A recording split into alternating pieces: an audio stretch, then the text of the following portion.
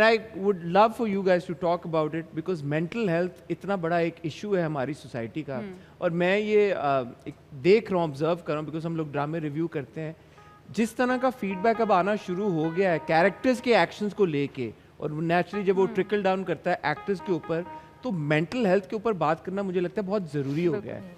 You guys as actors yourselves and you know sometimes you play characters के जो characters के शायद actions are not making sense but वो जो एक wave of criticism आना शुरू हो जाता है.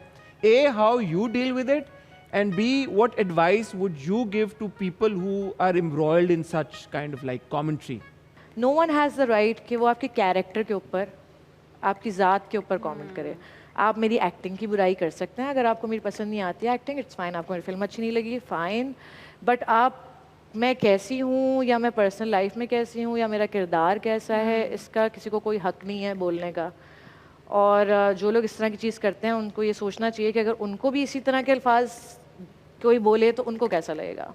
सो I think we need to be more क्या कहना चाहिए, हमें थोड़ा सा काइंड होने की ज़रूरत है. We need to think before we speak and think before we write कि इस चीज़ का सामने वाले पे क्या असर पड़ सकता है.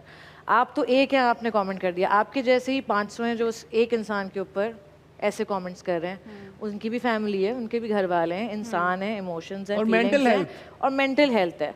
सो अगर कुछ अच्छा कहने के लिए नहीं है तो ना कहें. बिल्कुल. Ramsha, have you dealt with like intense I have actually. trolling? I have. I think every actor has, and she's well said. First of all, Mavish, honestly, I agree. And मैं तो ये शुरू से कहती हूँ, अपने एक्टर दोस्तों को भी कहती हूँ, हर एक्टर को थेरेपी की ज़रूरत है. हर एक्टर को, you know, like it doesn't matter कि आप मतलब आप अच्छा है बुरा है, फिर भी जिस किस्म के हम कैरेक्टर्स करते हैं, जिस किस्म के स्केड्यूल्स होते हैं, travelling and everything, and on top of the social media की trolling everything, you if not therapy, just vent it out. That's what I do. I have stopped reading comments. It's been a year. मैं भी नहीं पढ़ती comments. नहीं पढ़ती because किसी न किसी के पास कुछ नेगेटिव होता है कहने को.